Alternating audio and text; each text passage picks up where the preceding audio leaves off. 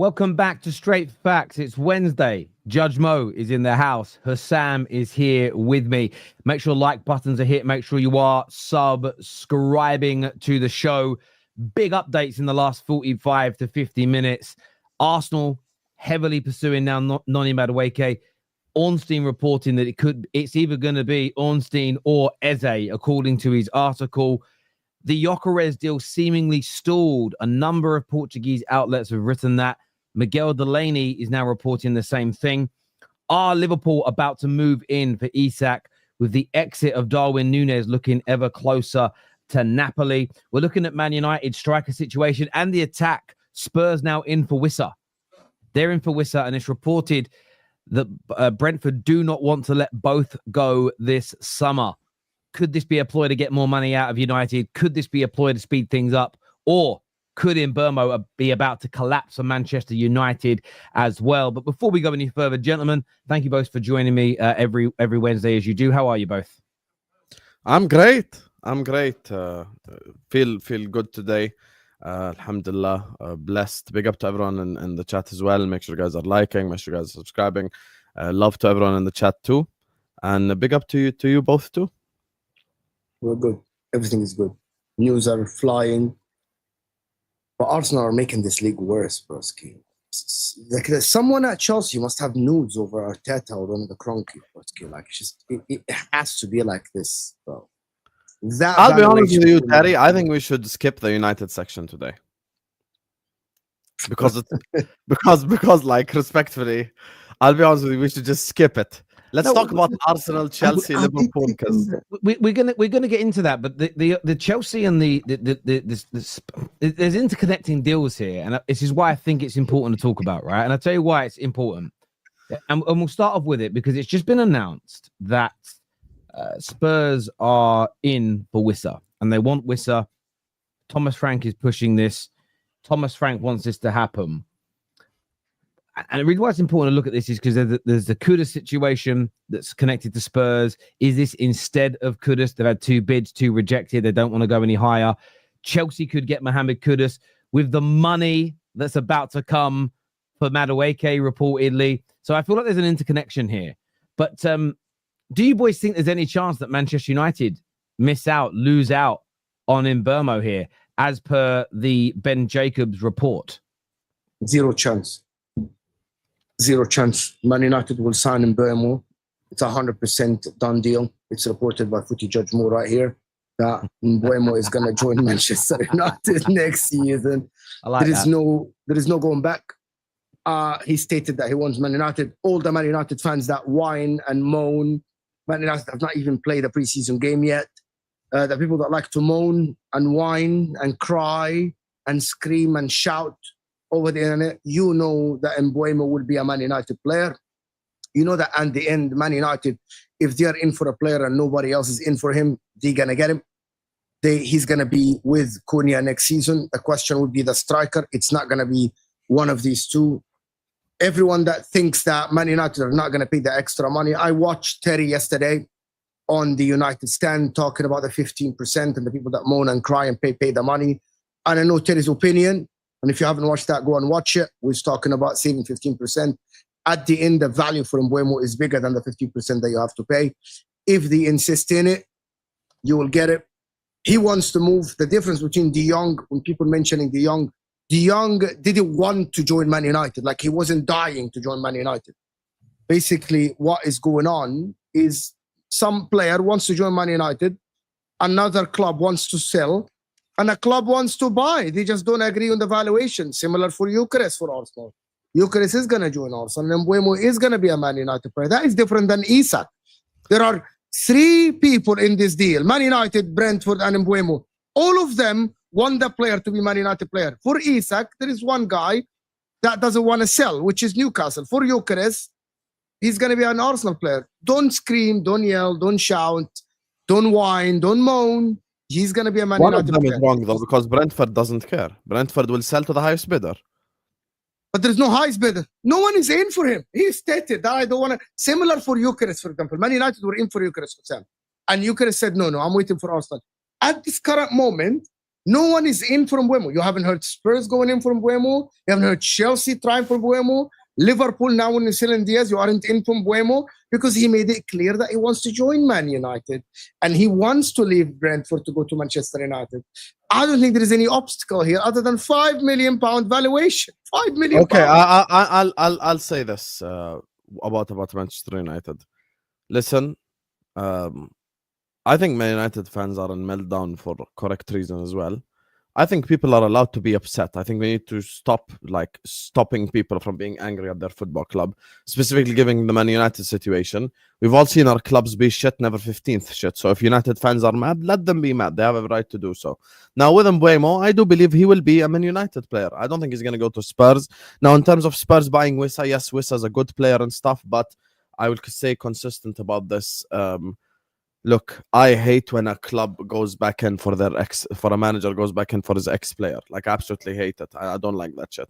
And it's just something that I stick by always, unless it's like some elite level player, if Pep Guardiola went back in for Messi at Bayern, no one can say, oh, he went back in for Messi because it's Messi. But other than that, I don't like that. Like, I'd rather the club find actual targets, better targets, because it feels like if you're Thomas Frank, thinking of getting Wissa and Mbeumo to Spurs is just the easy thing to do. Like, oh, it's my former two players, let's go. It's the two strikers up top, and I don't like that. I think Spurs should move in a different direction.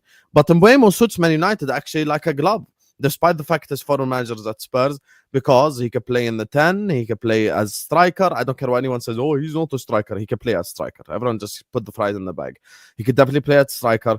If United, are away at Anfield or away at City, and they want to park the bus, they want to play defensive football, they can easily play Mbeumo up top, and have this formation where they're kind of just boxing in the other team and trying to counterattack them. So I think it's possible. I think he fits them like a glove, and he makes Man United better. And by the way, Man United's approach to the transfer window is smart. I just I thought she was saying I dislike in general Husam. Like, what did I do, Lou? Because earlier on she was like, I just subscribed to Footy Judge Mode today. I'm like, what are you waiting for? Subscribe to Footy Judge Mode, subscribe to the Terrace, subscribe to Don Husam. It's what we're here for. But anyway, I think Man United have a smart approach to this transfer window, which is signing Premier League proven players. Now, I watched your debate with Staffy, but I have a completely different angle regarding the Premier League proven players. If you're a Manchester City, if you're a Liverpool, if you're an Arsenal, Real Madrid, Bayern, it doesn't matter because you have a spine, you have a team that challenges, you have a team that wins. Meaning, Liverpool can sign Wirtz and it's okay. Manchester City can sign Reinders and it's okay. Arsenal can sign Gyokeres and it's okay. Why? Because they got that spine. They got that spine, they got that team, they got everything ready. With Manchester United, the reason why it does make a difference is when your floor is 15th place, you don't have time to wait, my brother. You don't have time to and specifically given Man United's start. Because within 6 games, and Terry said this when the fixture list was announced, it would either be we're amazing or we're crap. There's no in the middle with this. Like, it's going to be very rare that someone's actually take a step back and be objective. Their start of the season is so difficult, Manchester United, that they're going to need to come out the gates flying. And how do you do that? Mbeumo doesn't need time to settle in only to the country or to the league or get used to the stadiums or anything. He's been there, done that. Same thing with Cunha. I think that's smart. But I do believe, and this is the part where I do agree with Staffy completely, I think the execution time is disappointing for Manchester United. That's the one thing that I think is 100% correct, because these players need to come into training and train with Amorim and get used to the system, and that's very important because this team needs to get together and they need to create a galvanizing atmosphere within the team to try help. Because guess what? If you're Lenny Yoro, if you're these players that have played for Manchester United last season, you walk into the dressing room, you see Cunha, you see Mbeumo, you see players that terrorized you, even like during Premier League games, you would feel a bit uplifted, like, okay, now we have a forward line, now we can play, but you have to get them in early. That's the thing. So yeah, look, the timing element I do get, but you know what you said a minute ago, it's about the step back as well. So you mentioned the Prem proven thing. I think the Prem proven conversation needs a debate and needs thrashing out, because I think it's thrown around willy-nilly. So I do agree in its concept that buying, if you're looking at a world-class left winger and a world-class left winger, and you're looking at one option who's done it in the Prem and killed it, and one option that's only done it in Serie A, typically speaking, I'd favour the Prem. Equally, if I'm a manager in Serie A, I'd maybe favour the player that's done it in the league that I'm in, right? So, I think that works in all categories, right down to backup players, backup goalies. I think it works in that regard. Where I think it becomes stupid, and I know we're all in the group chat, is I don't think Nodi Madueke is a better right winger for a Prem team than Yamal, but just because he's played in the Premier League. This is ridiculous talk. I also agree with you again.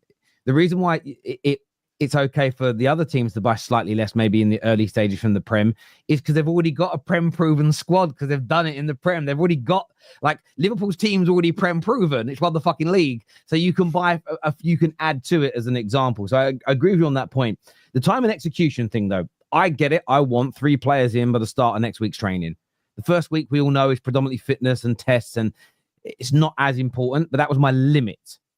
So I am a little bit worried about that. However, the one thing that I think Man United fans will forget this, because what we want to see is movement, the players in. We want a little bit of a dopamine hit. We want a little bit of a, oh, look who we got. Who did you get? We want all of that, which is a little bit of bravado, a little bit, especially men, more the male fans than the females. We want to get, a little bit of a dick swinging competition. We all want a bit of that.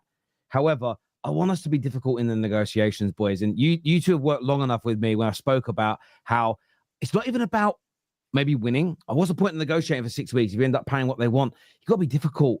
Everyone wants to be like Liverpool this summer. But the irony is, and hopefully you agree with me on this, to have a summer like Liverpool, look at the pain you've gone through previously. It's not like you just turned up and were able to act like this and spend like this and negotiate the deals in your way. So there's a happy medium in this. I would like more in. However, to have got more than 2 players in, we needed to sell. And the offers we've had so far for the players being sold, we're going to make us lose money.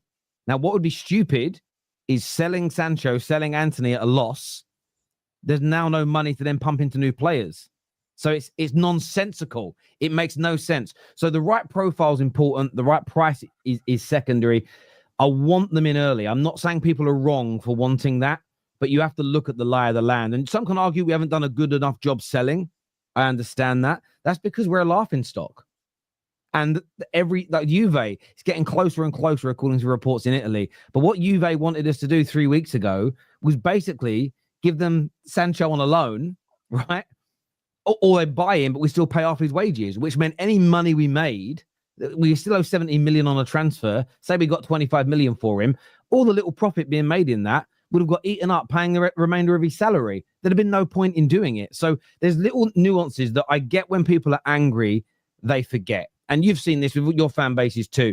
Every time there's an article that says Rasmus is probably going to leave, the angry Man United fans don't tweet about it. When there's one that says he might stay, they're fuming, and I think that's key here. I get why they're angry, though. I get why certain Man United fans are angry. I get everyone has a different approach to the world. I know why I'm being called out, because I'm not angry now. I know you can't join us being angry later. Well, that's not how the world works, is it? Everybody has a different temperament, if that makes sense. But there we go. But look, I on the Mbeumo deal, I don't think we'll miss out on him. What I view this, I think Brentford is just going to lose both. I think because people are panicked, like you've said, and they're angry, and I get why. They're reading that line from Jacobs and they're going, they're only going to sell one. We're fucked. No, it says they don't want to lose both. Yeah, I didn't want to go fucking bald, but I did. Like, at the end of the day, not wanting something to happen, they're going to be powerless to this Brentford. Like a lot of those mid teams in the Premier League, their squads are being pillaged this summer. We've seen it, whether it's Saudi, whether it's other Premier League teams, other European sides. Semenyo staying at Bournemouth was an absolute masterstroke from them. But so many good players from that mid-range teams that you never considered, that not the top 6 guys, are all being taken apart. And Whistle might go for the right money, but I still think Mbeumo's gone. I don't see the deal not happening personally. I disagree with the whining thing, to be honest with you. I don't think that people should be angry now. There's no reason. Once you miss on your target, now you're being angry. It doesn't serve you to be angry today.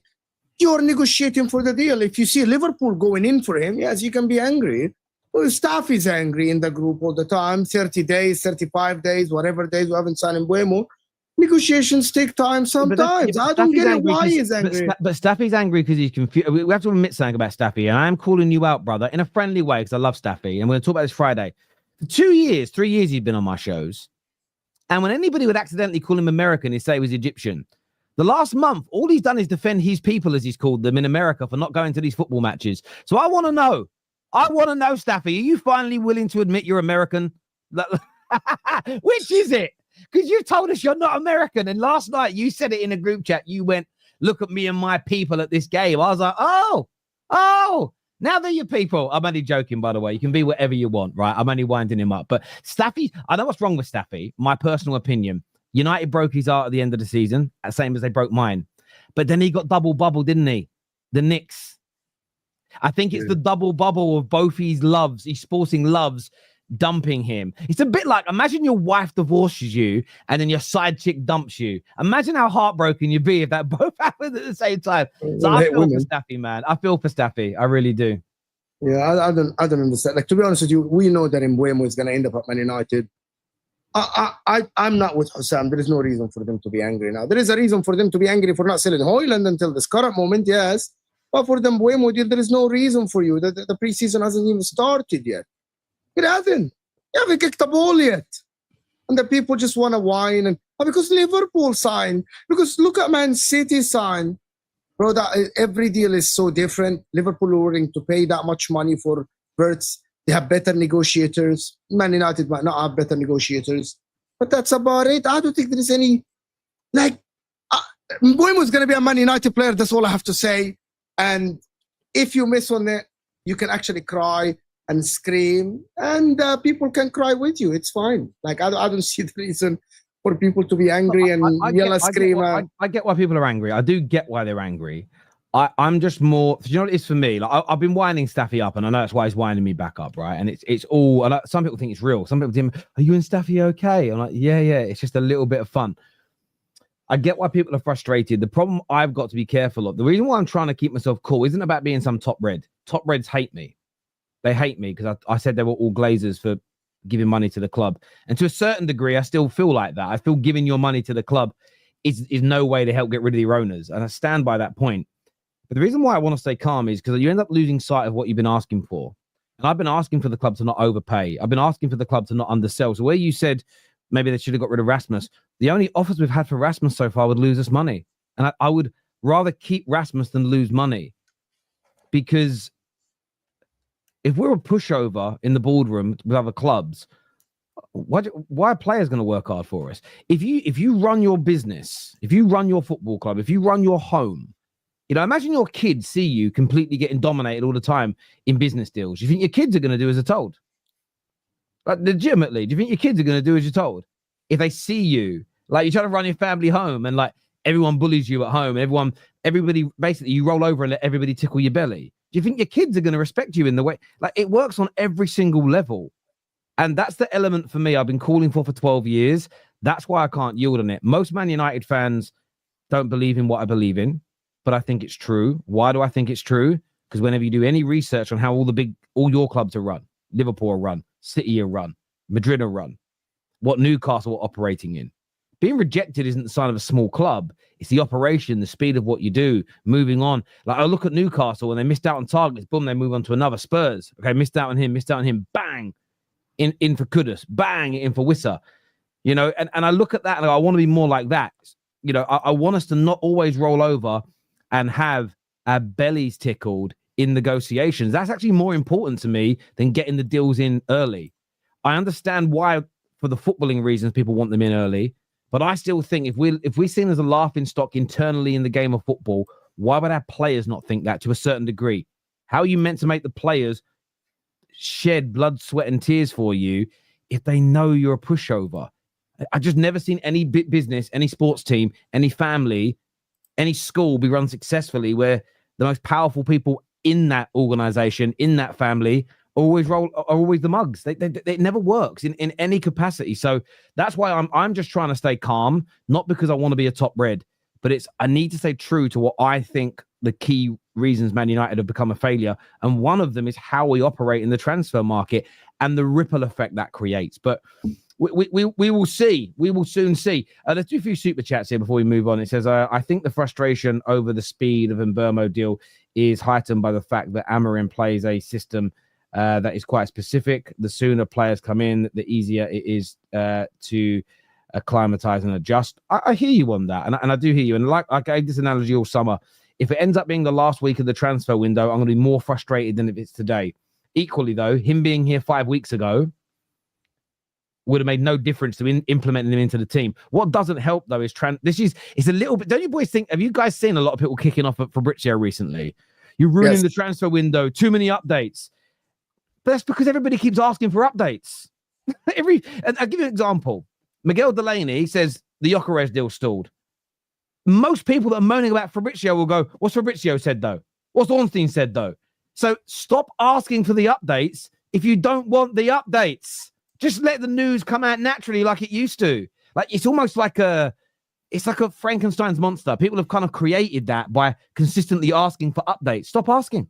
And then just let a story come out on a Monday and let YouTubers and football fans in pubs and clubs and around the world sit for 2 days and talk about it rather than every 5 minutes we're going to get an update. We don't need that. You are right. We don't need an update every 5 minutes, but fans have got to stop asking for it. Big up the right and honourable Don Husam is what Fonzie says here. Love. Big up Terry, Mo, and Husam. Hope you guys are well. Very good. Big up Patrick. He always shows us love on the Wednesday show. He always does. Now, moving on from Manchester United, we're going to go into Arsenal because it's complicated. It's complicated. I'm alive. What deal do you want to start on? Because there's Gyokeres, there's Eze, there's Noni. Where are we starting? Before where we're starting, let Terry report. Can you report the news first? Tell us what's happening. We did a report. So that's the important thing. Let's go through that. So what's been reported this afternoon by David Ornstein and by Ben Jacobs is that Arsenal have made contact with Chelsea over the signing of Noni Madueke. He says Arsenal have agreed personal terms with the winger on a 5-year deal, and Madueke is prioritizing Arsenal. What the article also says, which has sent Arsenal fans into a meltdown, or some Arsenal fans into a meltdown, is it says here, The Athletic, as reported on the 1st of July, stated that Madueke is one of the options being considered by Arsenal as they weigh up Crystal Palace's Eze and Aston Villa's Morgan Rogers. So Ornstein's report is the opposite to Fabrizio Romano, where Fabrizio has said Noni Madueke is a separate deal from the Ezes and the Rodrigos. So interestingly, both concur that the Rodrigo and the left wing are separate deals. They haven't Ornstein hasn't mentioned it. But where they both have a conflict is whether Eze would be additional to Noni or potentially at the same time as him. Arsenal fans already don't want Noni Madueke, or the majority don't want him. But the idea they may pick him over Eze understandably has set a number off. The other news, and again, Chris Wheeler in the Daily Mail has said that Arsenal's deal for Victor Gyokeres is likely to be finalised before the club's pre-season tour, which is going to start in the next couple of weeks. At the same time, 2 of the 3 major Portuguese outlets have said it's stalled. One has stated that Arsenal delegates have flown home with no agreement as of now. Miguel Delaney has now said and stated that the deal, he says here, Gyokeres talks are currently stalled over a difference in overall valuation and terms of payment between Sporting and Arsenal. So the deal is not off. It isn't at an impasse per se, but that deal was stalled. The British media are now reporting on it. So Arsenal fans very frustrated that they may buy Noni for some, by the way, and you're talking a minimum £45 million they're saying now for Noni, but they may buy him instead of Eze. The deal for Gyokeres is stalled. What do you think of that? Couple of things before Husam comes in. David Ornstein is really contradicting himself on the podcast, video podcast, literally said this. The Madueke deal is separate from the attacking midfield, central midfielder deal, and the left winger deal. Okay. Now, he literally said that. That's a video recorded, not an article that can be interpreted wrong. Right? However, he put a caveat to it. He said that the left winger deal might be dependent on who leaves the club from Martinelli and Trossard. But he stated that Madueke is separate from the central midfielder deal. He literally said that.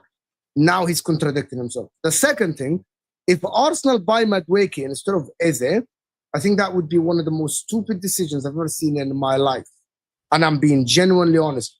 I think that Arsenal are destroying themselves, regardless of how you see Noni Madueke, if he's going to improve now. And this is something that I've seen lately. If you go to Twitter and just search Madueke, right? There are some Arsenal fans that are now trying to say he's going to improve. Arteta improved Havertz. Noni Madueke is seeing this. They are trying to run the thing about, oh, Noni Madueke is not that bad. It's a bad signing. For 55 million pounds, it's a bad. If Eze is 60 million, it's a horrific signing. If you choose Madueke, instead of Eze, you're literally digging your own hole. Right there, right now, you're not going to win the league if that is your option on one of the both wings. Husam was right on the Eze Rodrigo thing then, yes? No. Why? How? You are so insistent, both of you, on being fraudulent. Big How? up Ali in the chat. I Big haven't up the people in even the chat. said a word yet. What are you talking No, about? one second. Big up Ali in the chat. Big up all the Terrace community. They will vouch in the chat right now that I said this last week and the week before from when this started. I told you guys, I think the front three is going to be Eze, Gyokeres, and Madueke. Ornstein came out and said Arsenal are going to sign 3 forwards. I told you it's going to be one of Eze and Rodrigo with Gyokeres and Madueke. And you guys are like, no, he said that the Eze and the Rodrigo deals are separate. I told you guys from the start. But he literally said that. One second. Okay. This is realistic now. Let's all be objective here. Okay, no problem. Even if Madueke is separate, it doesn't change my point. My point is, look how many people are watching in the chat from all different fan bases, even the one who hates. Wrong, guys. When it comes to this, okay, here we go, guys. Everyone in the chat, you see, both of these guys got something wrong and they are egotistical. They can't admit it. I haven't said anything. I don't even know what you've said yet. Can I speak? Can I speak? Hang on. No, you can't speak right now because you're saying that I'm egotistical and can't take being wrong. I haven't said a word. Okay, no problem. Mo is egotistical, okay? I didn't say anything. Okay, fairs. My thing is the following. I was objective about this from the start. I told the Arsenal fans, guys, Gyokeres is an elite signing. I told you guys from the beginning. I absolutely think he's an incredible signing. I think he will make Arsenal incredibly better. I said I would take him at Liverpool. I think he's levels above Sesko. So Arsenal fans are very lucky that you got Gyokeres over Sesko. Madueke is shit. Now we go to the other side. From the beginning, I was very consistent. I told you guys, you will either get Eze or Rodrigo. This hypothetical world where you exist in, where you think that it's going to be Eze and Rodrigo is completely unrealistic. People come here and say like, oh my God, we are going to separate the game time. And so if I'm trying to talk to Eze, I'm going to go like, yo, you're going to get plenty of games when Odegaard is injured and as backup for Rodrigo. It doesn't work this way. It does not work this way. That's why, objectively speaking, logic dictates, when you look at the Arsenal situation, I think the front three that they will buy this season is Eze, Gyokeres, and Madueke. Completely objective now about this. With Rodrigo, it can happen. I'm not denying it. Rodrigo also is a target for Arsenal. But if they sign Rodrigo, that means they will not sign Eze. Then maybe Eze goes to a Liverpool, as an example, if Diaz leaves. So it's a domino effect type situation. That's why, and by the way, this is something that you both should agree on. When I call out the people who say, we should get a backup for Saka, just as good as Saka. Bullshit. No team in the world has that stuff. Stop with this false narrative creating. I hate when people create false narratives like, let's go get a backup for Mo just as good as Mo. It just doesn't exist though. You can't get a backup for Virgil as good as Virgil. You can't get a backup for Alisson as good as Alisson. Now obviously Saka, Rice and these guys are not as good as Alisson and Van Dijk and Mo, but at the same time, with all due respect, if you sign a player of Declan Rice's quality, he ain't gonna sit on the bench. If you sign a player Odegaard level, he ain't gonna sit on the bench. Saka level, he ain't gonna sit on the bench. Which is why, when you signed Norgard, I came here and I said, upgrade on Jorginho. Makes sense. He is a player that will be willing to sit on the bench at Arsenal Football Club, no problem. But don't tell me that you're gonna sign these like players that have the potential to be A+ players like an Eze and just sit them on the bench. So that's why now we come full circle to this moment. this is where now we have to objectively criticize Arsenal Football Club. If I'm in Arsenal's place, I immediately cancel this Madueke thing, because from any logic you want to look at it, it's nonsensical. You ask me why, I tell you why. Because number one, Nwaneri in this current moment in time is already better than Madueke. I need a Mo backup at my club. You tell me, would you sign Nwaneri as backup or Madueke as backup? I would say Nwaneri as backup. I think Nwaneri is a fantastic talent and he's much better than Madueke already in my eyes. Number two, if you are looking at someone who dribbles, if you're looking at someone who creates some dribbling, if you would like, off the bench, go to the Belgian league and buy you a winger for 2 million that no one's ever heard of, and they're all good dribblers. Go do what Brighton do. Go get yourself an Adingra level player who can dribble. Go get yourself a player like that, like Mitoma, who can dribble. You don't have to go spend 45 million on a dribbler, because I think Nwaneri is already better than Madueke. So for me, I would even look at signing a player on that level. What I would do personally is I would go and sign Rodrigo as the starting left winger, and then I would sign another left winger and sell both Martinelli and Trossard, because that's where you're at your weakest. So I would sell Trossard and I would sell Martinelli. I would buy Rodrigo, and then I would buy a backup left winger that's objective and realistic. Let me give you an example of objective and realistic. Nusa, Malik Fofana. If you tell Malik Fofana, who got relegated with Lyon, come sit on the bench at Arsenal, he'd say yes. Just don't come to me, Arsenal fans, and tell me Eze is going to sit on the bench, because that's where I will have a problem and tell you that's not objective. And that's it. Before Terry speaks, I just have to say go on. The difference between me and Husam is that Husam speaks out of his feeling and his vision. And I respect what Husam thinks. He's someone who is logical and who thinks logically speaking. The difference between me and him is I also speak logically, but I add one thing. I read the reports. I wake up in the morning and I read the articles. Apparently, Husam doesn't. He speaks when he actually is on the show. I actually watched the Ornstein video when he said that the Madueke deal is separate than the Eze and the Rodrigo, the left winger deal. That's where I came up with the conclusion. You speak with emotions and you speak with understanding of your own opinion. I would take the journalists that you actually quote all the time, Ornstein and other journalists when you quote, and I actually form my opinion based on how I feel, but also I add the journalists. So when they actually speak, I actually take it and understand, because I'm not an ITK. I don't know what Arsenal will do. All I have is Ornstein tweeting, Fabrizio saying that. The fact we spoke about, we're not going to repeat what we said last episode when we spoke about how Eze improves the Arsenal team. If someone comes to Liverpool, Gravenberch will sit on the bench because now you have Wirtz and McAllister. Or Liverpool, if they sign Eze tomorrow, if Eze is going to play left wing or in the central midfielder, we don't know. So now we got to look. Are Liverpool going to sign a midfielder? They might sign a midfielder. Liverpool are actually going to sign Gay, who might sit on the bench for the likes of Konate and Van Dijk. Eze is the same. And I actually back Eze to go to Arsenal and actually try battle for a position, because I believe he can actually sit Odegaard on the bench. There's a lot of games to be played. If they don't sign Eze or Rodrigo, that means they actually don't have the money or they couldn't sign someone. But again, I'm going to repeat, we take the reports, not the feelings. Feelings are... Okay, can I ask you a question? I'm not even gonna do any monologue or anything. Just a genuine question. No, you did a big monologue, but fine. Is it objective for me to claim that we can take the reports and use logical reasoning to deduct where the football club is going? Yes, 100%. Okay, so that's all I did. I just used logic, looked at everything reported. I logically explained to you guys, I don't think it's going to be both. That's it. Great. And we explained to you, so it's a different opinion. We explained to in my opinion, Arsenal team have a Rodrigo, they sell Trossard, so they have Rodrigo and Martinelli. They sell Trossard, Rodrigo and Martinelli.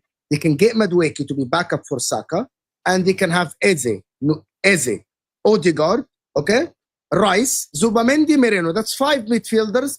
And I actually think that 5 midfielders might not be enough for the season. And Norgard, that's the 6th guy. 6 is actually the ultimate goal for any club that is challenging for the Champions League, the Cups, and the Premier League to have. Am I being objective? 100%, because even Liverpool want to have 6 midfielders, and Arsenal do. And Nwaneri, clearly, Arteta doesn't even value him. We praise City, and that's what I mean. We praise City plenty of times. How can I quit small? Let me just let me just finish. Did you just say Liverpool have 6 midfielders? Who is of Verts' quality on the bench? Go ahead, yalla. Debunk my point. No one. No one. Who's on the bench? Curtis Jones, Endo, Elliott. That's like Norgard level, and that's my point. Okay, hold on. And you are looking, okay, let me just answer you. And you are looking to offload the Endo and buy a better defensive midfielder to have Gravenberch on the bench. Not true, Endo's staying. But every Liverpool fan wanted Endo to go and wanted Liverpool to buy a defensive midfielder. I don't. You literally because backup players have to be worse than the starters, Mo. This is getting... Mo. Don't do what Standards FC does and say you should have a bench just as good as the starters. On the bench, in my opinion, this is what even elite clubs historically have. Even his club, he'll come tell you, oh my God, Park Ji-sung is underrated, Fletcher's underrated. Yes, okay, they're all underrated. You know, you are saying Endo is staying. Okay, Husam, let's have a back and forth. You know that Endo is staying, but you on your show, I want him to stay. You wanted actually a defensive midfielder. You literally told me on Husam that you wanted a defensive midfielder. I'm not anymore because it's a different style. No, you told me this summer. This is getting ridiculous. Oh yeah. Starter. I wanted starter. Yes, he wanted a starter. I wanted a starting DM, but now we signed Verts. The conversation changes, Mo. What? Because here's the thing. If you get so Liverpool play with 3 in midfield, double pivot and a 10. If Liverpool go sign one of the best 10s in the world, of course the conversation changes. You wanna know why the conversation changes? You wanna know how many pivot players we have now? Watch this. McAllister, Gravenberch, Endo, Curtis Jones, and Szoboszlai, who the last 6-7 games of last season played in the double pivot. Ask the Liverpool fans in the I am actually astonished that someone is not praising a football club for wanting to have a quality bench. The difference between... Let me just finish. Don't judge my words. Please, let me finish. I'm not going to quote you. I am actually thinking that Arsenal need to actually overtake the likes of Liverpool and City. And the only way they can do this is not only to have a good starting 11, for the backups to be good because of the injuries that happened to the likes of Odegaard and Bukayo Saka. That is the problem. Liverpool have a very good spine. So you can get a bench player that may be 5 levels. Arsenal need to get a bench player that is 3 levels only, because last season they completely didn't even challenge because their bench was not even close to their starting 11. Eze makes a lot of sense for them for that price. Why? Because on paper today, we think that Eze is Odegaard level. Clearly, Eze playing for Crystal Palace is not Odegaard level. But we think this. Eze himself, he plays for England. He's not a starter. Now Eze goes to Arsenal. He takes Arsenal to the next level. Now, if Odegaard doesn't perform, you bring on Eze. It's a competition in the position. That is the problem, Husam. Arsenal are not Liverpool or Man City. You won the league. Man City won 4 Okay, you are talking about City. You're talking about City. You. Okay, can we use City as an example? I'm so glad you said City, okay? Now, I asked Martin, who's a City fan, match-going City fan, what do you think your starting 11 next season will be? He told me the same exact team that started against Al Hilal, okay? So now, let's look at this. Let's all be objective and all stop shouting, okay? So, I'm going to include the players that will obviously start. So, no one here will waffle, let's be honest. Okay? Ederson, he thinks that they're not going to get Livramento. So, let's just say it's Matheus Nunes, okay? So, it's Ederson, Matheus Nunes, Diaz, Gvardiol, Ait Nouri. The midfield 3 is going to be Reinders, Rodri, and one of Cherki and Foden, and the other on the right. On the left, Marmoush, up top, Haaland. Hello, perfect. That's their starting 11 now. Now, let's go bench. On the bench for Manchester City, Gundogan, who's 35, Bernardo Silva, Savio Andoku, Ake, Akanji, Stones, Bettinelli, Ortega, Vitor Reis, Kusanov, Oscar Bob, Nico O'Reilly. Now, Nico Gonzalez. Okay, no, but I'm saying Nico Gonzalez. I think the report is going to leave. But anyway, regardless. No, hold on. Can we not argue because he's not good enough? يا عمي ما انت you're making your point wrong. Okay, خلاص. Nico Gonzalez. Happy now, Nico Gonzalez. Out of all the players on that City bench, the only ones maybe who you could say could start in the starting 11 and you wouldn't sense it is maybe like, let's say, Nico Gonzalez. I'll give you that, no problem. Ortega, great backup goalkeeper. Ake, Akanji, that's 4. The others are all, يعني, Doku and Savio are levels below Marmoush. No, Both. that's not what City. That's the problem. The problem with you is that's not what City thought is different. City thought that they're buying Nico Gonzalez and he's going to be fantastic and great as he's going to be able to play some games. He actually didn't live up to the hype. They're now looking to sell him, and now reports are saying he's staying. He's You're going. moving He's away staying. now from my main point because you know you lost it. The point is Mo. Hear me out. Okay, look. Yes, last season, starting striker for Arsenal is Havertz, correct? Correct? Let me just use one player as an example. The starting striker last season for Arsenal was Havertz. Yes. Okay. Who was the bench striker? Jesus. Hello. Now, next season, who's the starting striker? Gyokeres. Who's the bench? Havertz.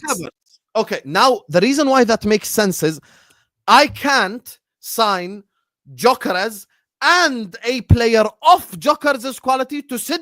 But he thinks Havertz is that quality. You know that. No. The other way around. I don't think Havertz is that quality, and that's my point. Arteta thinks so.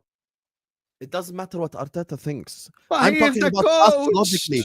When building a squad, first of all, you don't know for a fact what Arteta thinks. Number one. Number two, when you're building a squad, I know. Bro, look. This guy right here, Terry, grew up watching Man United dominate with squads. So he'll tell you about squads. Yes. Objectively, you have your 11 being the strongest 11 possible. And then you have 2 or 3 players maximum on the bench that are of starting 11 quality or just a bit lower, but the rest are all lower quality. Okay. And look, interestingly, the argument I remember us having last week about Arsenal and Eze was how we would pitch it to him. I don't remember the other side of it. I remember the argument about pitching, why would he come and be a backup player when I don't necessarily think he will be in the medium to long term. I think what you're saying, Husam, on a medium to long term scale is correct. But in a short term, there are instances where you're wrong. For instance, and while you two were talking, I just went back to refresh my memory. You go back to those 2 brilliant Arsenal and Chelsea teams that existed between 2004 and 2006. Players that were on the bench quite a lot at that time for Chelsea. You'd see the likes of Robben on the bench. They had games where you had Ida Gudjohnsen and Drogba starting football matches with Crespo on the bench. You look at Arsenal in that period. There was a time where they had a young, God rest his soul, Antonio Reyes, who was very, their number 9. They had Omri, they had Bergkamp, and they had Robin van Persie in their squad. Now, young but very talented, very hyped players. That's like going out and signing a young starlet now, right? So where I think what you're saying holds water is, say they do, and this is for me, will they get all the players they're linked to? Rodrigo, Eze, Noni, and Gyokeres. There's a chance I don't get all of them. But again, this is the issue with, I don't ever hang my hat on one journalist specifically. I trust Ornstein. I trust Fabrizio. I trust like Ben Jacobs in the sense as I don't think they're lying to us. I don't think they're making up stories from nothing. And when you go across what they've all said, there's a separation from all those deals, and Arsenal are working on them. And none of us really know with the way Berta operates, who they are going to land, who they are going to get, although it feels like Noni is coming in. Where I disagree with you is for a short period, like a season, you could add Eze and Rodrigo to that mix, and we all go, who's going to bloody play? Well, it reminds me a little bit of that scene from The Dark Knight where the Joker breaks a pool cue in half and throws it down and says, we're recruiting, but there's only one position, and you let people fight it out. There's an element of, it may be Odegaard. It might be Rodrigo that gets signed and sits on the bench because of what other people do. But there is a world where I think for a short period of time, you can be a little bit top heavy with talent. Where it does start to go wrong, where I agree with you, is there comes a point where a certain type of talent is sitting on that bench and they go, this ain't for me. You might have it this time next year with Szoboszlai. Szoboszlai does not see himself as a bench player, a rotational player at Liverpool. He sees himself as a starter because that's what he came in to do. If he sits on the bench for the majority of the season and can barely kick a ball, you may find this time next year There's stories of him and his team looking for a move away to be a starter somewhere. But in the short term, there's no reason for you not to sign Wirtz because you've already got Szoboszlai, because you're improving. There are many an Arsenal fan who think Eze would be an improvement on Odegaard in his position. Why are you gaslighting so much right now in this? Because it's not even comparable. Why every time we talk sense, you say we gaslight? What is this? Szoboszlai When we and say, when we say Isak to Liverpool, it's not gaslighting. One sentence, hang on. Szoboszlai and Wirtz are not close in terms of quality. Well, again, okay, that's fine. But there are lots of Arsenal fans that think Eze is much better than Odegaard. There's other Arsenal fans that would disagree and say no way. The point I'm making is I don't think there's anything wrong. Like, I understand what you're saying, and I've said in a medium to long term setting, you are right. You can't have too many people. Does it really matter about their quality?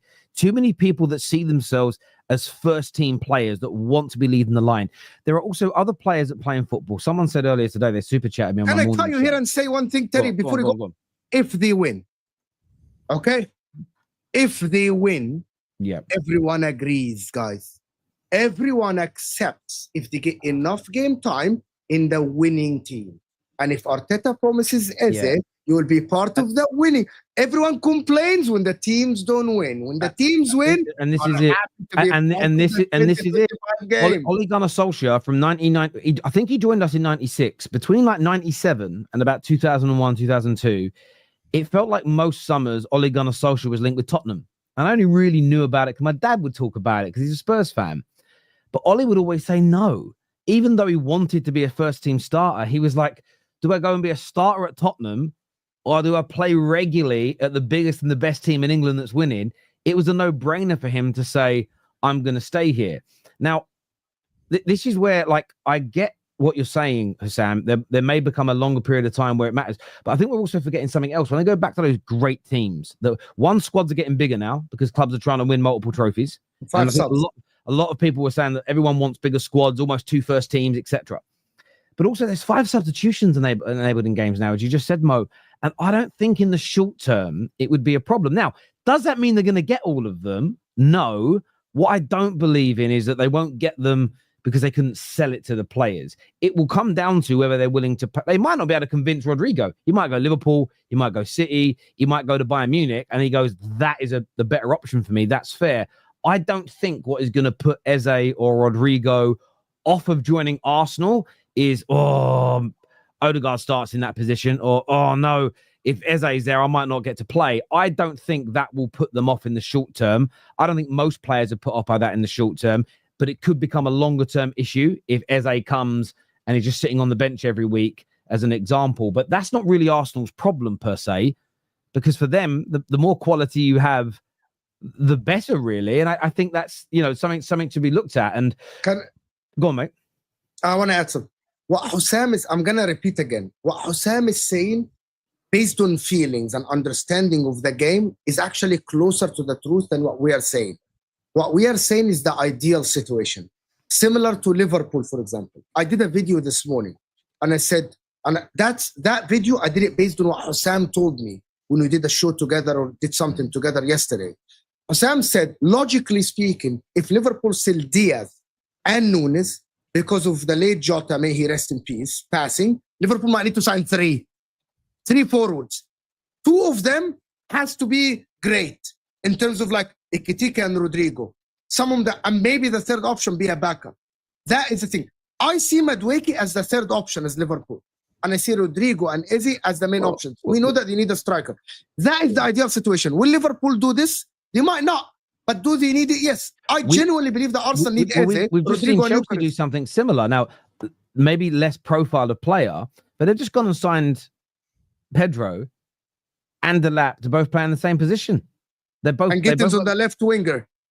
Yeah, exactly. So when they are on paper today, they still have Madueke, Neto, Estevao. Exactly. All of these players are still Chelsea players. And in Kunku. Yeah.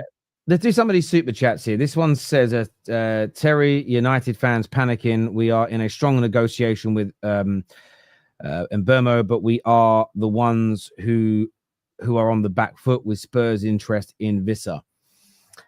Potentially. Look, they asked for 70 million to begin with. If we end up paying over that 70 million mark, then we lose the negotiation. If we don't get good payment terms, then we lose the negotiation.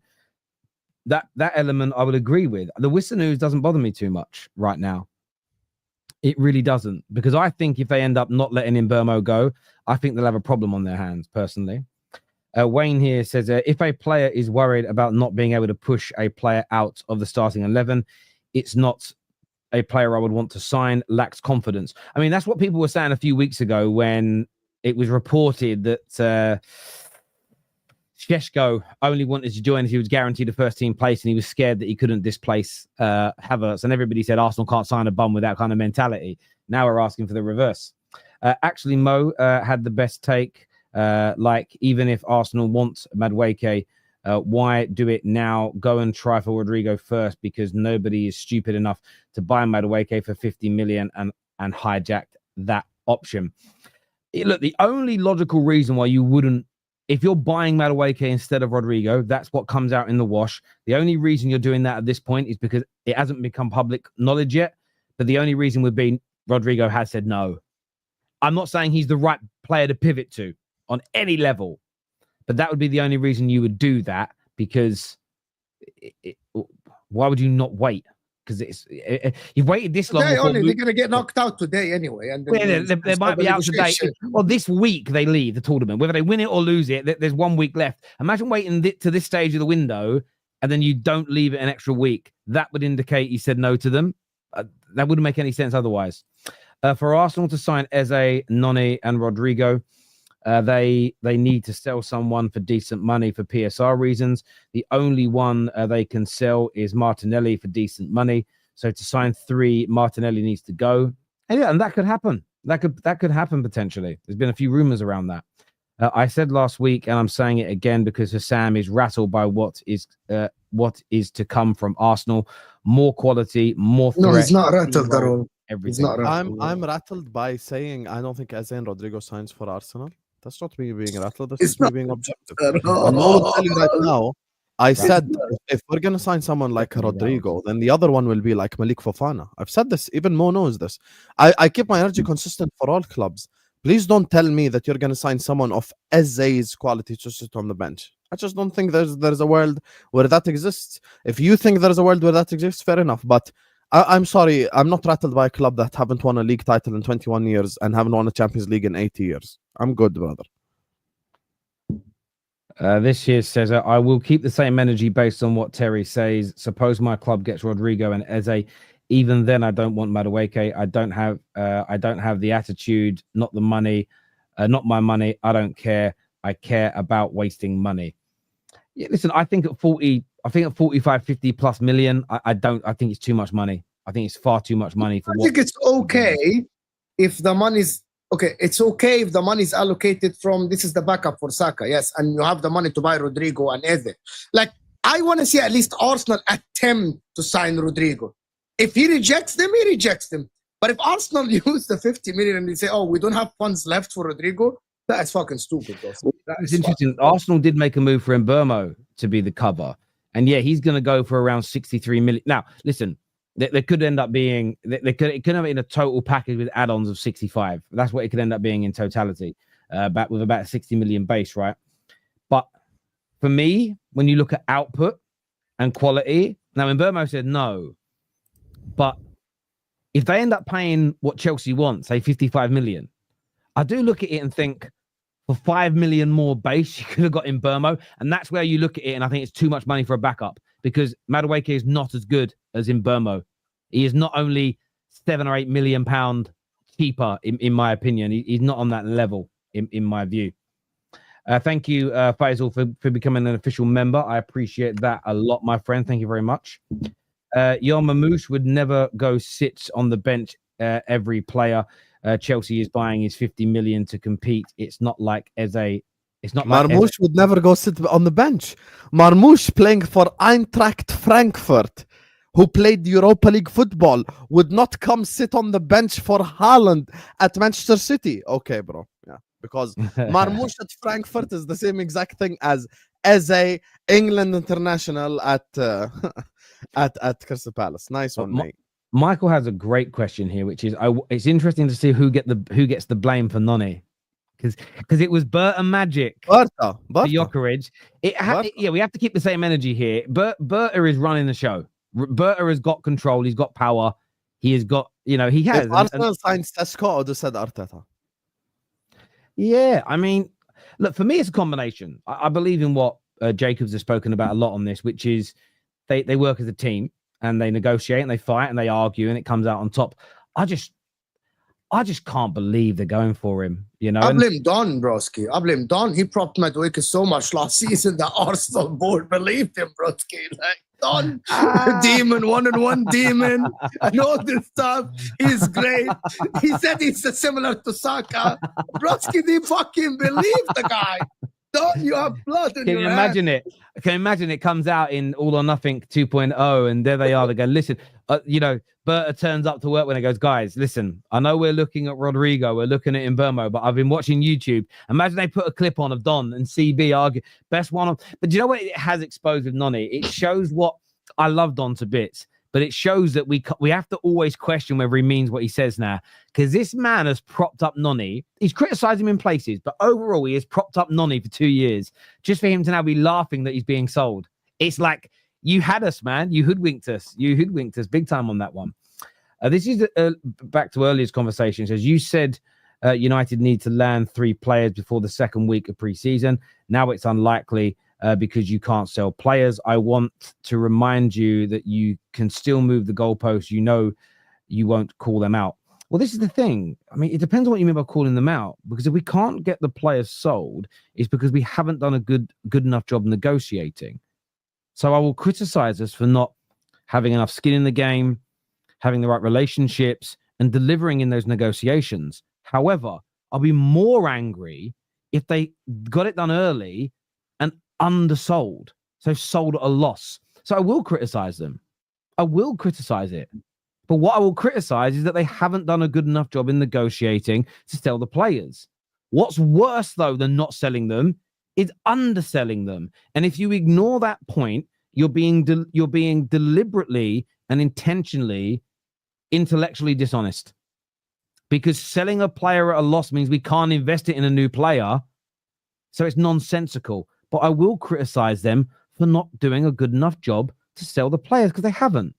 But what I do believe is that if you don't undersell consistently, you become difficult to work with. It may take a bit more time. I believe over a number of years, you'll become quicker and better at doing it. That being said, with sales, Sam, how many of your top players has your club sold so far this summer?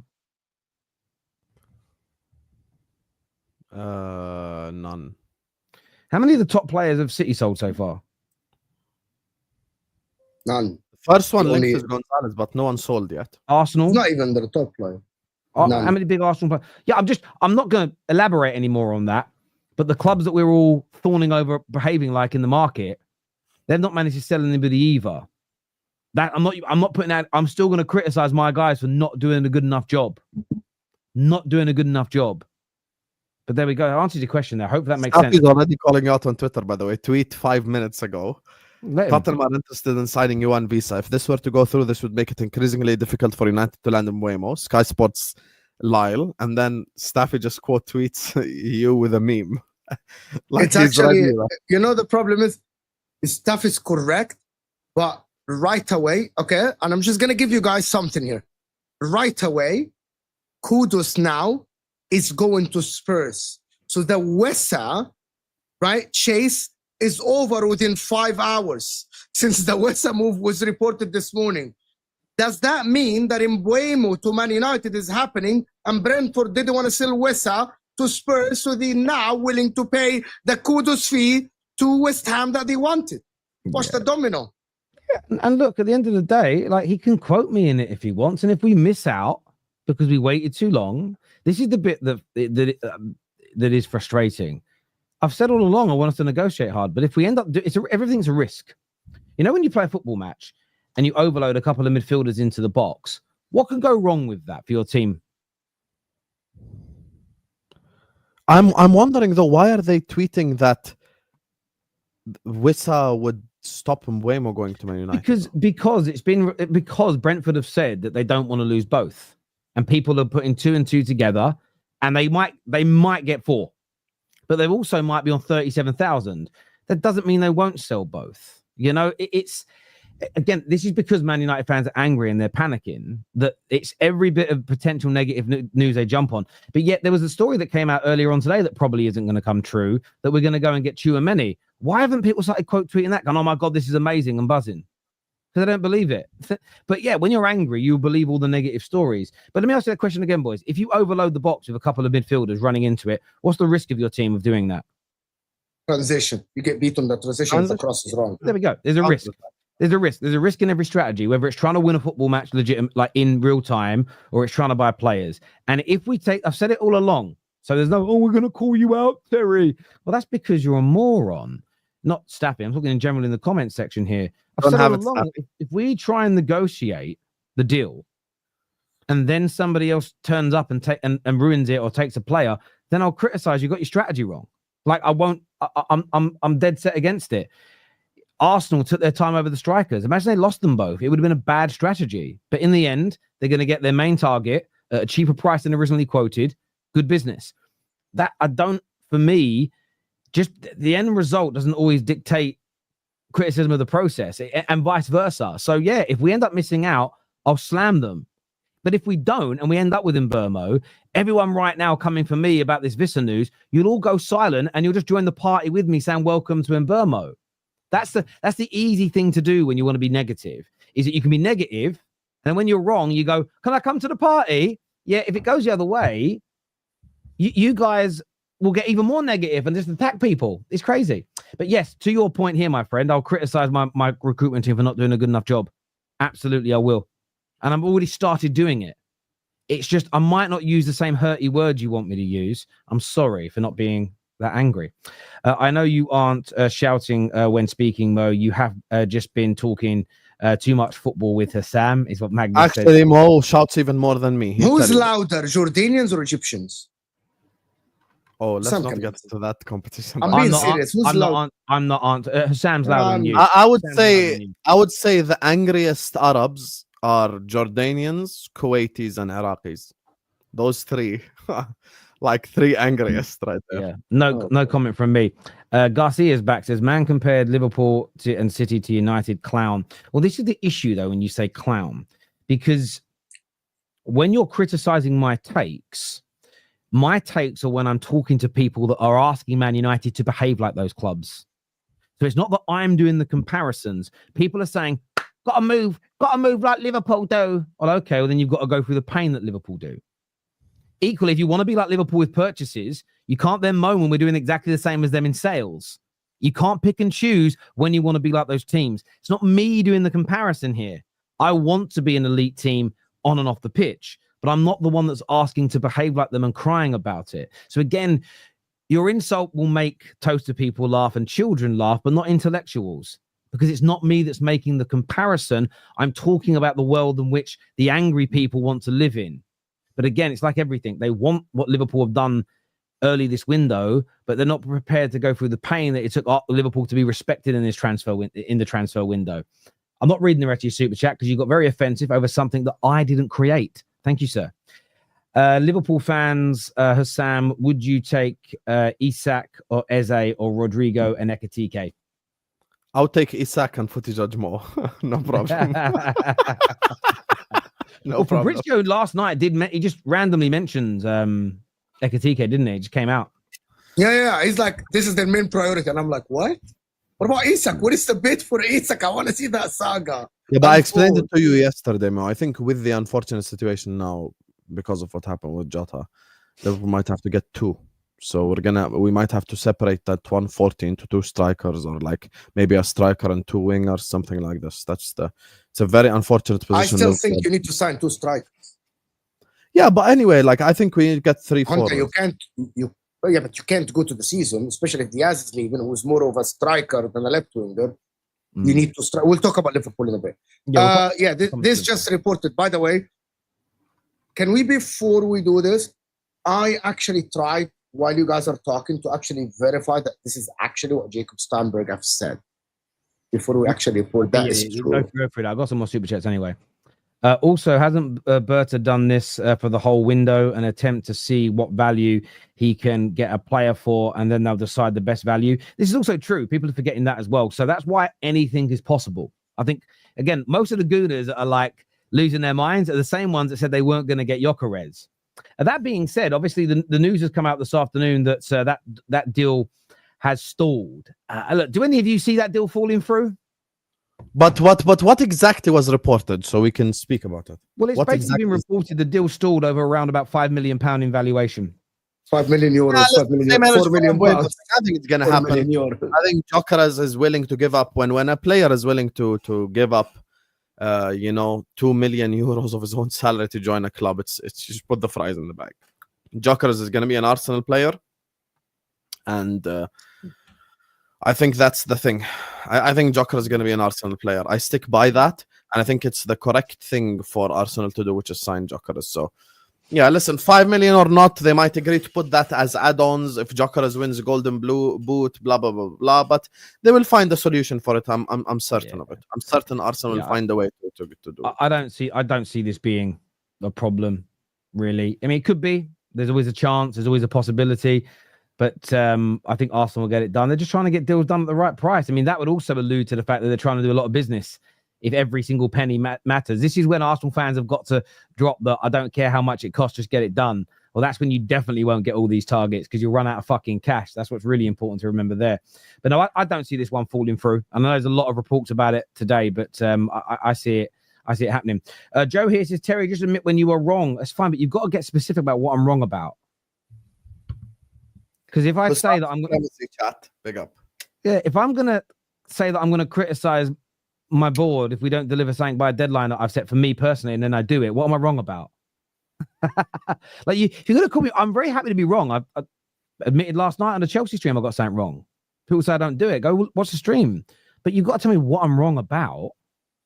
What you can't say is go, how are you comparing yourself to Liverpool when I'm only responding to Man United fans saying I want to behave like Liverpool? That is not me being wrong for mentioning Liverpool. It's talking about a scenario that other people have created. You said July 14th, right? Sorry? You said July 14th, right? Well, I said by the end of the first week, start of the second week of training. So yeah, that's going to be next week, the 14th. Yeah, and I'll criticize it. But then I will put it. What are people expecting me to do? Burn Old Trafford down? I mean, what? I'm going to criticize it, but what? I want to know what people are expecting to see from me. Scream, yell on the screen, no, cuss the club, cuss the manager, cuss Ineos. And even then, I'm not going to. I said this to Staffy 3 weeks ago. I won't be losing my mind. Why? Because of how I am as a person, in the sense of imagine I come on, rip my shirt off, break my camera, go mental, and the next day we make an amazing signing. How stupid am I going to look? Why would I do that? I will criticize them, but what do you all expect me to do? Genuinely expect me to do? I would love to know in the comment section now. I just read the article. Yeah. Relax about our summer. No, come on. What am I meant to do? Staffy has been on Terry's ass for the last 3 guys. weeks. I'm just gonna tell you guys, you would pay a fortune to see the messages in the group chat. I'm just saying it. I'm telling you guys now. Every time there is any report, Staffy better hope we're bad this season because Staffy has said we're 100% finished. I don't want to see him celebrate a single good thing all year if anything happens. Oh shit, Staffy! He can't. If he says I'm not allowed to criticize, he's not allowed to celebrate Man United ever again because he said 100% finished. It's just he's making a rod for his own back here. I'm balanced with it. That's not true. What's not true? You can't be specific, Bath. Come on, my friend. But like I'm saying here, emergency straight facts with Staffy. I don't need to do anything with Staffy. Was it Friday? I need to know. Right? I need to know. Right? I'm now behaving like a toaster person. No, it's called reciprocation, my friend. It's reciprocation. That's all it is. Staffy, this is the straight facts with Husam and Mo. Send him the link. But if you notice that no one in the comment section, he goes, I know exactly what Terry will say. He's going to say that, yeah, it's bad, but this is that. But again, what do you expect me to do? What would be considered an appropriate response for the club not delivering at that point what I wanted this summer? What's an appropriate response from a nearly 40-year-old father? Now, by the way, during games, I think all bets are off. People can respond how they want. But what do you think is an appropriate response? To say that my club's 100% finished and never going to come back when I don't believe? Again, do you want me to say things I don't mean? Just out of anger? Maybe I'll do that. Maybe it'll get me a few points. But equally, like no one's talking about what I said the other day about us not taking the Amazon deal. I think that was wrong. And I said my big red flag is what do they not want us to see? Who attacked me? The top Reds. I'm hated by both. Oh well. But you know what? I'll keep being me. I keep being me. Stop gaslight, Terry. Stop gaslight, Terry. I'm dyslexic, but fuck me, that's a terrible sentence. Let's have a look at some more of these super chats here. Oh, hang on, he's back. So luckily, no one cares for your soul. Oh, soul. Luckily, no one cares. He's for talking your to someone opinion. in the chat, obviously not you. No, he's not talking. Who's Soul? I don't know who Soul is. Where's Soul? I'm trying to find Soul in the comments section. Anyway, This is turning into a show. I'm busy driving back from mine here in South Africa, 2-hour trip. Thank you for keeping me company. I appreciate you, gents. Many blessings. Thank you, Liam. I appreciate Make no that. mistake, this is the best straight facts show of the week. You get me? As an Arsenal fan, this is an emotional roller coaster. Feels like this is the last year before the team blows up. Cronkies, put that money up or leave, is what he's been saying. Can I tell you exactly? I'm quoting the article, guys. The move for Noni Madueke is not expected to end Arsenal's interest in Crystal Palace's Eberechi Eze.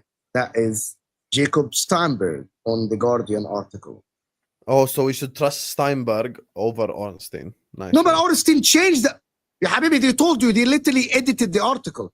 Yeah, they've taken that line out now. That line doesn't exist in there anymore. They changed that. So Steinbeck and Ben Jacobs and Fabrizio were all saying the same thing. Ornstein deleted it. That tells you on the balance of probability, it's likely they're separate deals. Okay. Yeah, I will make sure. Different story. Chat. You guys are here every Wednesday. Alhamdulillah. Remember this conversation. In the words of Fabrizio Romano, Moises Caicedo at times, we would he's calling us egotistical. He wants to be right. That's why they're angry. They're angry. They're so rattled. Let me speak. Let me talk. This is not Pyongyang. Let me talk. When Arsenal announce either Eze or Rodrigo, and the first report after is the reason why Arsenal won't sign Eze/Rodrigo is because they signed Eze/Rodrigo and there is no place for them to start on the team. When that article drops, if that article hits, I'm gonna apologize to you. If that article hits, I ain't. I'm apologizing to you publicly. I am not apologizing for anything. Do you know why? Because this is exactly the same as there's zero chance that Arsenal beat Real Madrid. I am not 1%. Don't lie. Okay, 1%, then it's still bullshit. It was always more than 1%. My view is this, right? What you're saying is true. They may not get all those players. I'm saying there's a chance they may, right? So this is, even if you end up being right, there's no apology. I'm not saying you're completely 100% unadulteratedly wrong, right? I'm saying there's a chance you're right. You're just not willing to listen to the other side of the coin. No, I'm saying I'm more likely right. You might be right. No. He's Husam. Okay, guys, let's move on from this. But Husam is very specific. He said when the article drops and they said the reason we couldn't sign Rodrigo is he has no place in the starting. That's what you said. Yeah, or whatever. Arsenal can't sign Rodrigo because of this. Eze can't sign Rodrigo because of that. Yeah. One of them. Yeah. Okay, happy now. They're not gonna get them. Anyway, okay, we'll see how it goes. And by the way, the thing with Rodrigo, you guys can we because you guys keep skipping this point. You do realize, okay, so they're saying until the Club World Cup ends. Hello, let's all be objective about this. So today, let's say PSG beat Madrid 1-0, Madrid flying home to Spain. Tomorrow, Rodrigo has a transfer request. Yeah, he says I want to leave Real Madrid. Okay, I'm gonna be very honest right now. As soon as he says that, PSG, Liverpool, Manchester City, Arsenal, Chelsea, Bayern Munich, every elite club in Europe will want Rodrigo. Fair? Okay. Yes. Fair. Okay. Now, Arsenal are a very attractive football club and they have done the groundwork. But one conversation with Pep could change that. One conversation with Slot could change that. Exactly. An introduction to Bayern Munich could change that. Hey. So Rodrigo is not a guarantee. Yes, Arsenal have started the race first, but there are Bugattis, there are Ferraris. Against Sam, no one has ever argued it's a guarantee to Arsenal. That is very different, though, from the club using Rodrigo's name and having no interest and just settling for Noni Madueke. Like I've said, if they get Madueke and Eze and don't pursue Rodrigo because he rejected them and picked somebody else, you're not right. Because had he not rejected them, none of us know the outcome of the scenario.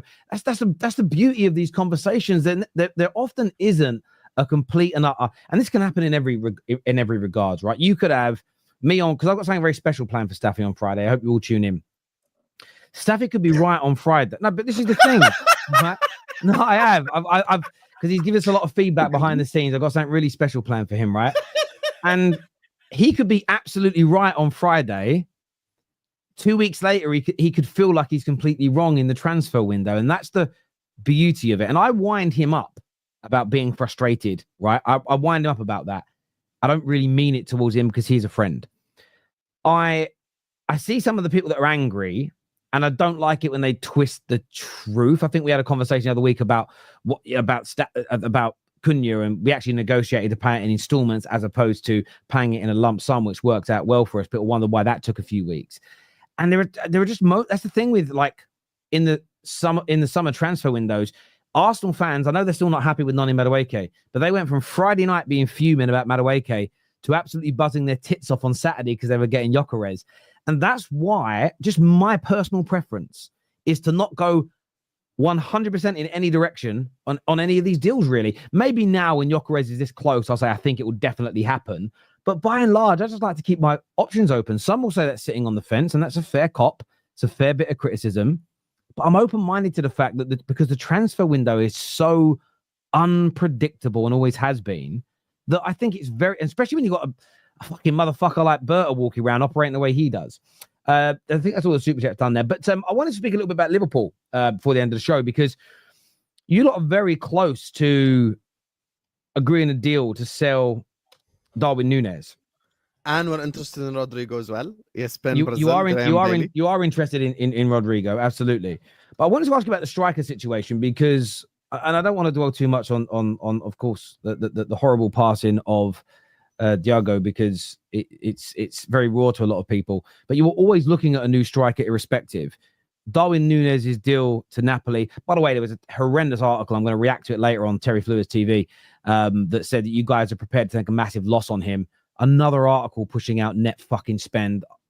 Liverpool are actually going to make a profit on Darwin Núñez this year if they get around 50 million, because they've already paid they've paid more than 50 million of his deal off. So in terms of this year's trading accounts, they're probably going to make a 20 million pound profit.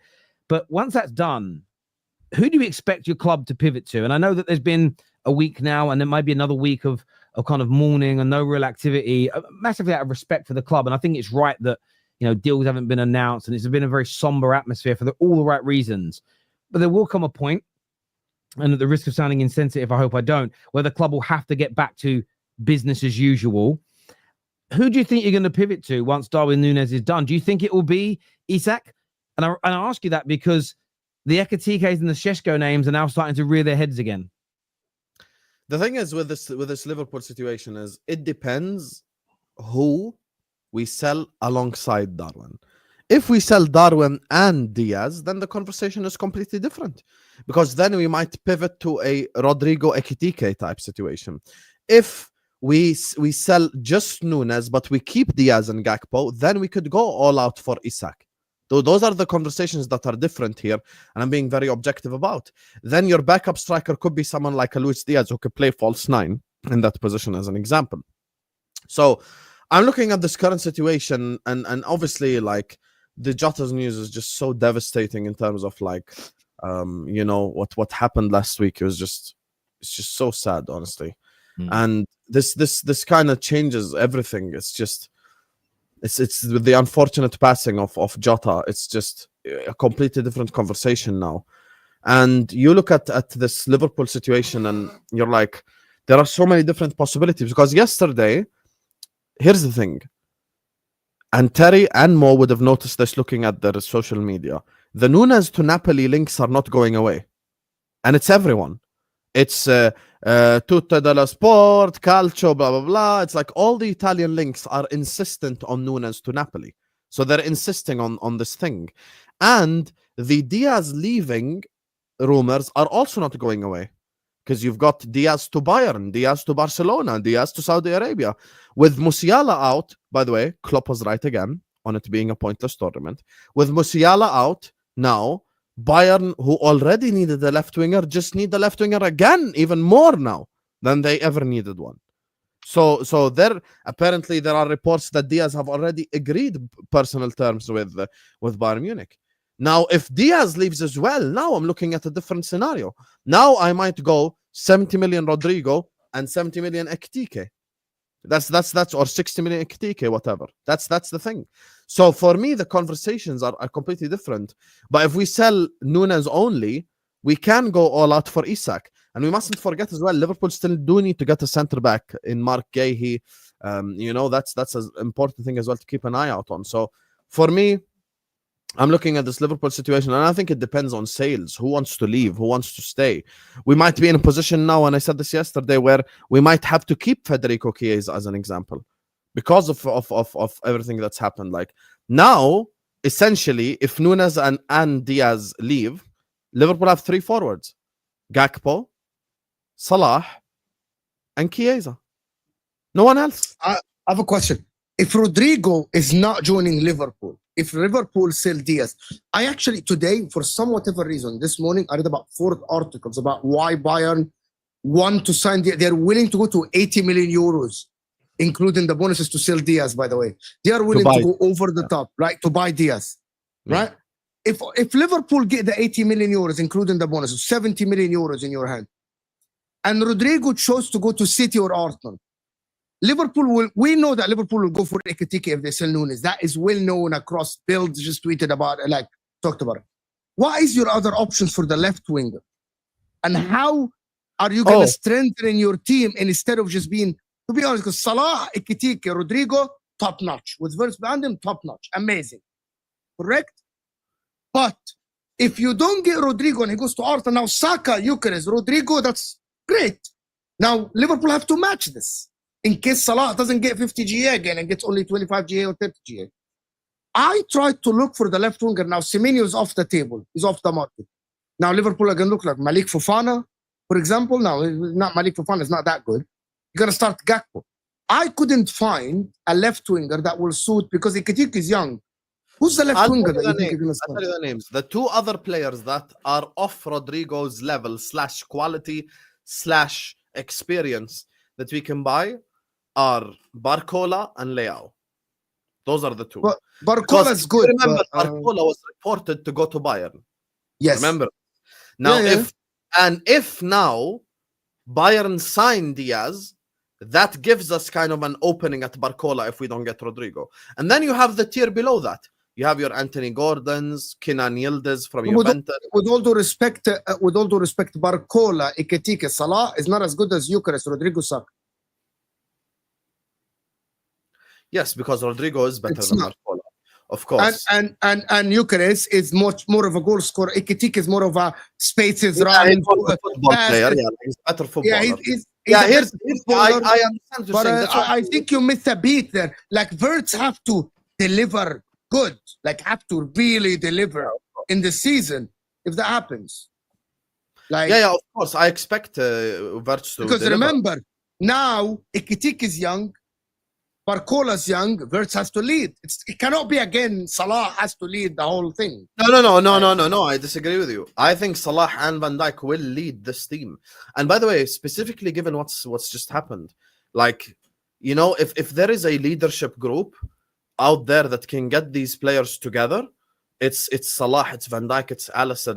Yes. No, I'm sure you guys have seen as well the hashtags that the Liverpool fans and the big Liverpool accounts have released now. 21 for 20, do it for Diogo. Like, you know, this is I want us to win this in honor of Jota now. Like, I want us to deliver a league title, a Champions League in honor of Jota. And I think it'd be beautiful, you know, during the trophy lift, if his wife is there or something, and you know they're lifting the trophy. That's the thing. What do you think happened?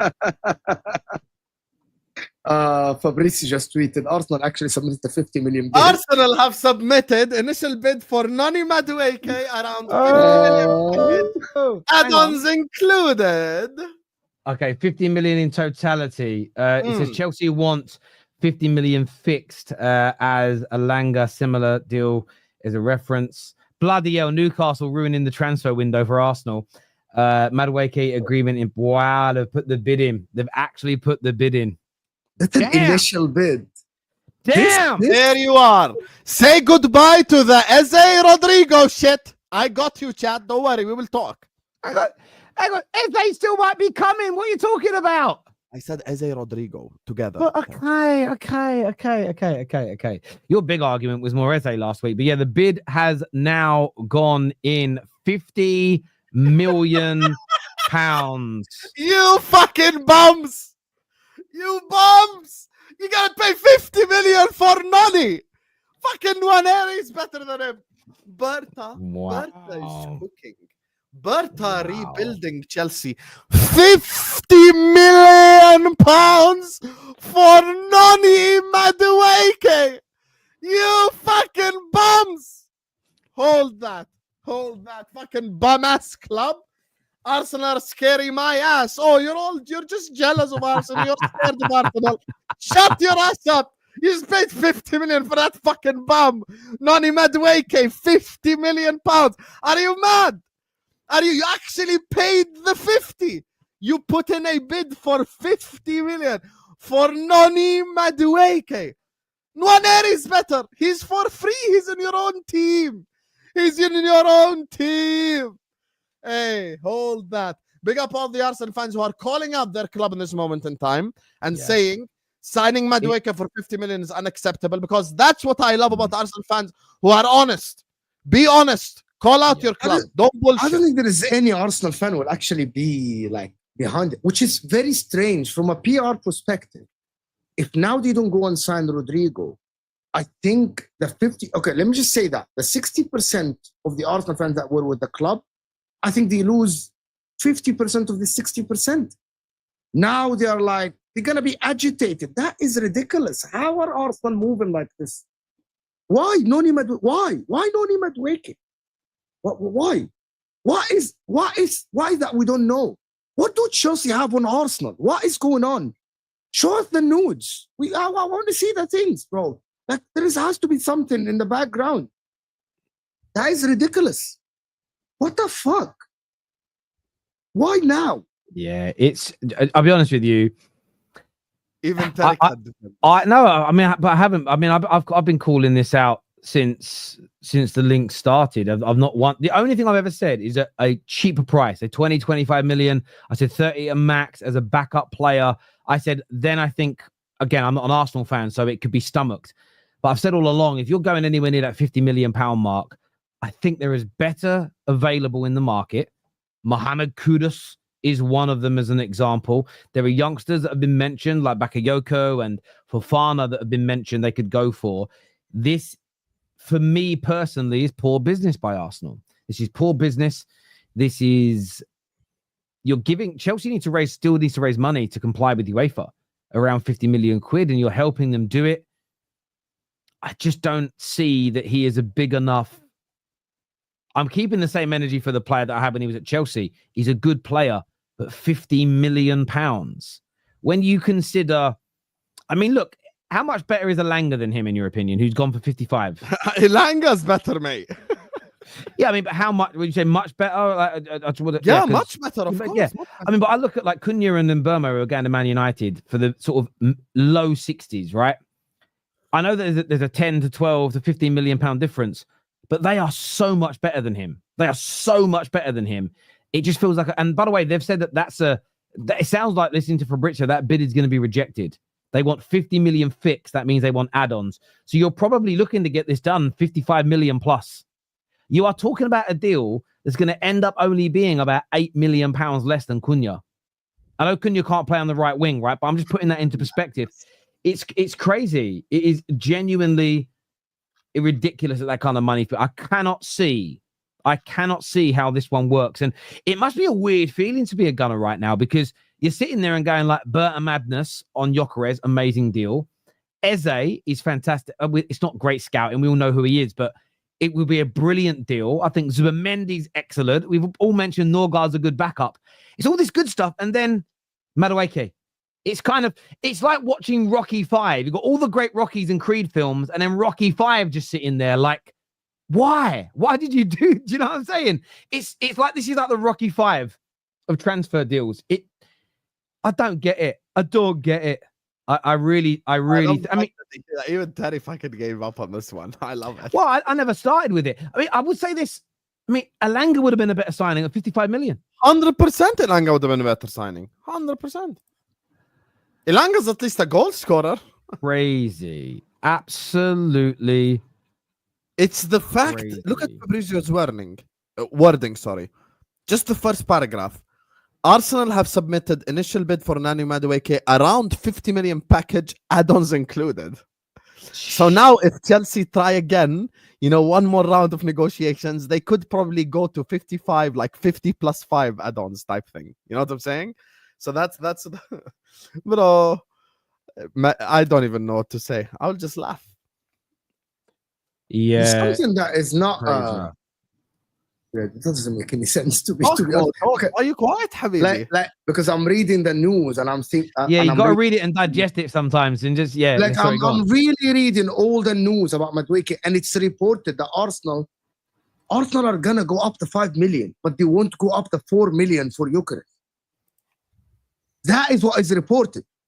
It is reported that initial bid will be rejected by Chelsea, and they are expecting Arsenal to come back with an improved bid. But they won't go back for £4 million for Victor Gyokeres. When I'm telling you someone has something over Arsenal, you don't believe me. Make it make sense. Your number one target is available now and you have 4 million valuation. But you're willing to go higher for Noni Madueke than your valuation. They valued Madueke as £45 million total package. Their initial bid is 50. And they are willing to go up to meet Chelsea's valuation of £55 million. But you're not willing to go up the £4 million for Gyokeres. It doesn't make sense. It doesn't. Unless someone at Arsenal thinks that Noni Madueke is going to be Mohamed Salah from Roma. No. But that No. doesn't make any sense. But that doesn't make any sense. Crazy. To me. How? It is genuinely crazy. It's a deal. I'm just Like, reading I've the never news seen here. How much like money? this. Look at what Terry just mentioned as well. It's how much money they're gonna pay. 50 million. 55. Chelsea wants 55. 50 fixed and 5 add-ons. And Arsenal are expected to come back with an improved bid. Like, I don't understand. To God, bro, these guys. Madueke, by the way, scored a super hat-trick against Wolves, and in the other 31 games, he scored 3 goals. Bro, One goal every 10 games. Arsenal. Okay, let me just put this in a different word. There are all these Arsenal frauds in the chat earlier on who say forget them. Arsenal are willing to give Chelsea and a profit on their third choice right winger after Neto and Estevao Williams. Their third choice is behind Estevao and Neto, and Arsenal, instead of negotiating the price down, they're willing to give him 50 million. That's ridiculous. I've never seen something like this in the history of, like, crazy. Even the Kai Havertz situation, at least they paid Chelsea less than what Chelsea paid for Kai Havertz from Bayer Leverkusen. They are willing to pay more than what Chelsea paid for Madueke from PSV. On the books, that is pure profit for Chelsea after he played for them 2 years. This is ridiculous. This is, imagine going to Man City and paying Calvin Phillips money more than what City paid for Calvin Phillips after he flopped the City. Imagine if Arsenal go for what's his name, Jack Grealish, and pay 110 million, giving him profit. No, that is something is not right. And if this is Arteta, bro, give me a break. Give me a break. Yeah, this here says, thank you for your business, Arsenal. Time to shop, is what Marchen says.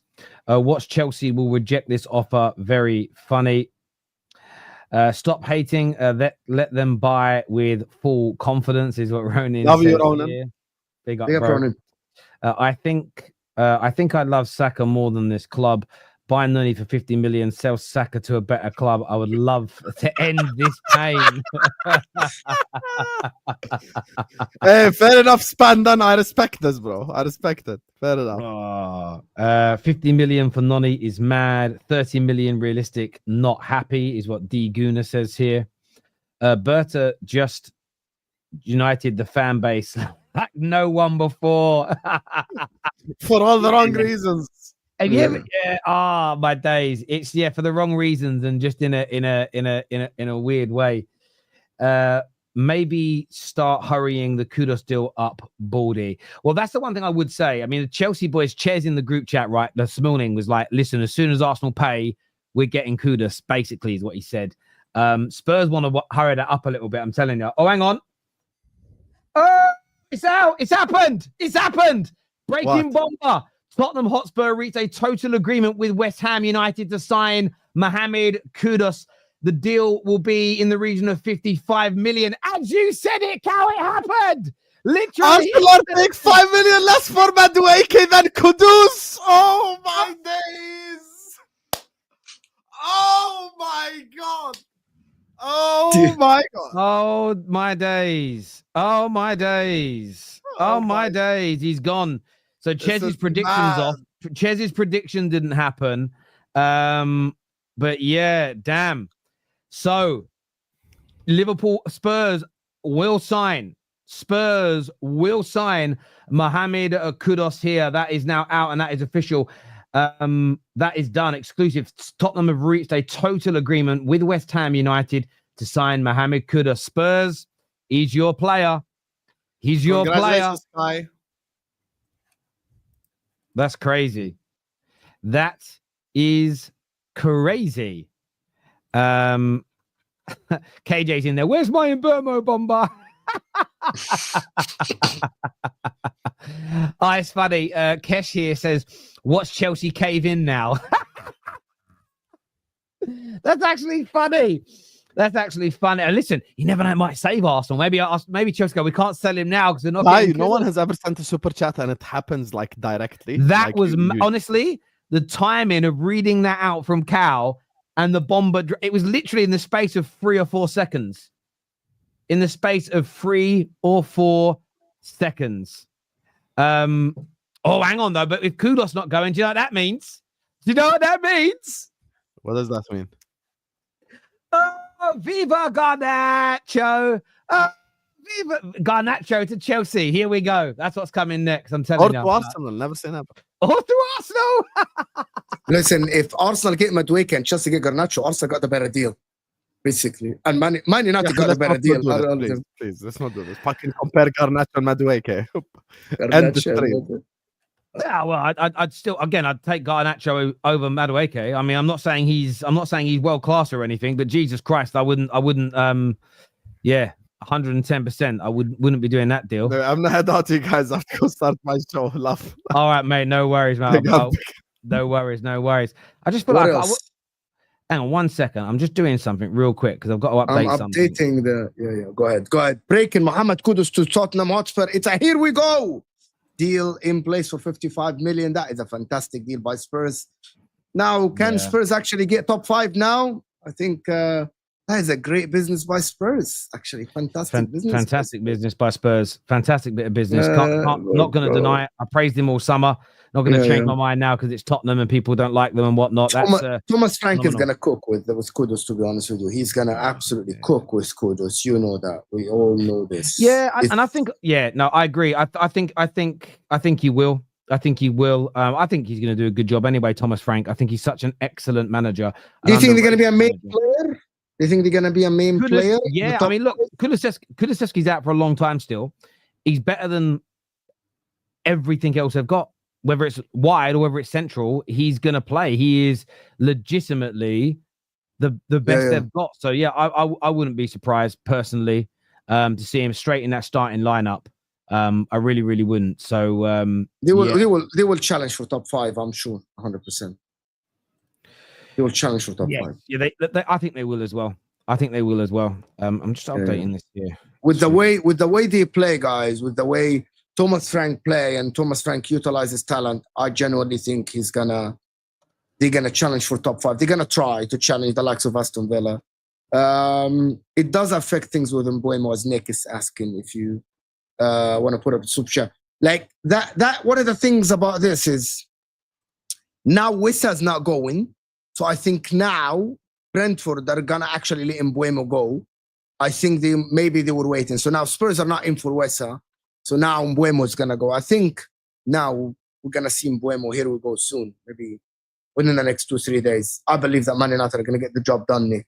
I believe that Man United are going to get the job done without a shadow of a doubt. I'm not too worried. I mean, I suppose the concern, so the negative for United is, well, now Spurs have got that done. They may move on. They may go, right, I'm going to, move on to a different target or a different player, and that could be Wissa. So that could potentially happen, but we'll see. I don't see Spurs signing both, but fine. No, you might be right. Cal here says, we put this bid in before Rodrigo became available. I'm done with Arsenal. Arsenal wants to help Chelsea with FFP more than winning. Norgard, Kepa, Madueke, they are willing to walk away from Gyokeres, by the way.